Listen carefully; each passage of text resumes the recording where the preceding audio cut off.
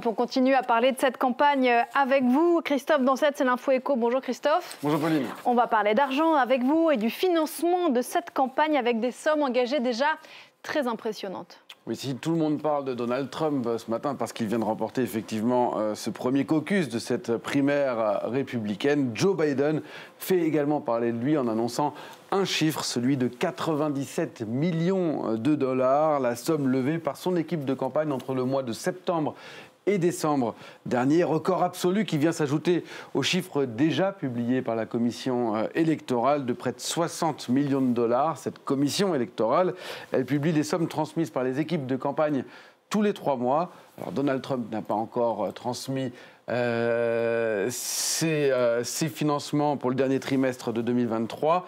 En septembre, il faisait certes la course en tête, mais déjà talonné par Joe Biden, qui n'a pas, lui, de primaire à financer. Vous voyez, ce sont des sommes absolument considérables. Alors que les dernières élections présidentielles américaines pour 2020 avaient montré déjà qu'il n'y avait presque plus de limite à la dépense. Un record pulvérisé en 2020 avec plus de 14 milliards de dollars dépensés, plus de 2 fois plus que les campagnes de 2016 et de 2012. 14 milliards, ça représente, pour vous donner une petite idée, à peu près le PIB d'un pays comme l'Islande. Tout ça dépensé dans des meetings, dans les réseaux sociaux ou encore dans les publicités. On verra d'ailleurs notamment des publicités très importantes le 11 février prochain lors du Super Bowl. À comparer aussi avec le plafond qui est fixé en France, qui était fixé en France en 2022. Il était fixé à 22 millions d'euros maximum pour un candidat au premier et au deuxième tour. Et où la totalité des dépenses de campagne pour l'ensemble des candidats s'élevait à un peu plus de 83 millions d'euros, ce qui représente, je vous l'ai mis en dollars, 91 millions de dollars. Vous voyez, on est très loin des sommes américaines. Des montants astronomiques aux États-Unis. Contrairement à la France, il n'y a pas de limite ? Pas de limite, parce qu'il faut, pour comprendre ça, il faut aller dans le système complexe du financement des campagnes aux États-Unis. En réalité, il y a plusieurs types de financement.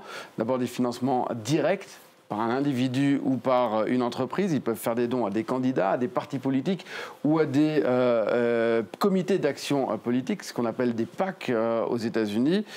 Là, les sommes, elles sont limitées, elles sont plafonnées. Par exemple, pour un candidat, ce sera 3 300 $ donnés par un individu. Pour un comité d'action politique, un PAC, ce sera 5 000 $ maximum. Dans ce cas-là, les publicités, elles sont directement sponsorisées par les candidats, ce qui donne souvent à la fin la phrase suivante: je suis le candidat X et j'approuve ce message.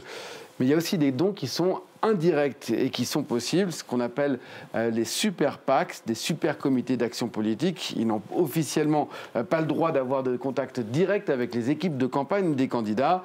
Eux financeront d'autres types de publicités, mais qu'on reconnaît à la phrase qu'on aura à la fin, et se termine par des mentions du genre le groupe en question est responsable du contenu de cette publicité, donc c'est pas le candidat. Les montants donnés à ces organisations, eux, ils sont illimités, et ils sont illimités depuis 2010 à la suite de 2 décisions de la Cour suprême américaine qui avait jugé à l'époque que la limitation de ces financements était contraire au premier amendement de la Constitution américaine, premier amendement sur la liberté d'expression.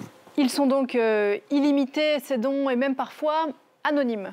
Ça, c'est l'autre originalité qui rend une partie de ces financements assez opaques finalement, parce qu'il est possible de passer par des organisations à but non lucratif qu'on va appeler les organisations de type 501 aux États-Unis. Ce sont des groupements d'intérêt. Alors certaines sont assez connues, on le voit ici, la NRA, le lobby des armes à feu, National Rifle Association.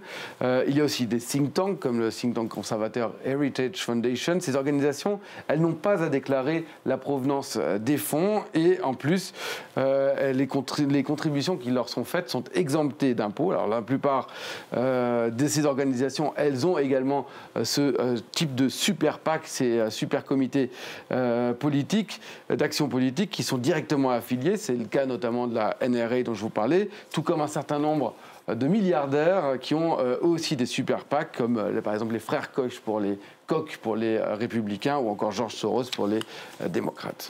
Voilà pour la façon dont ce financement fonctionne. Qui en bénéficie le plus aujourd'hui aux États-Unis de ces financements, les démocrates ou les républicains? Alors les deux partis sont vraiment dans la course au financement depuis de nombreux mois. Chacun a réussi à développer ses propres réseaux avec des groupements d'intérêt. Alors les républicains sont davantage soutenus par des organisations qui vont défendre les ports d'armes, par exemple. On en parlait, la NRA, des organisations anti-avortement, mais aussi le secteur de l'agriculture ou bien le secteur minier. Tandis que les démocrates, eux, auront des organisations qui défendent l'environnement, qui vont défendre le contrôle des ports d'armes, le secteur de la tech, du divertissement, mais aussi de l'armement extérieur.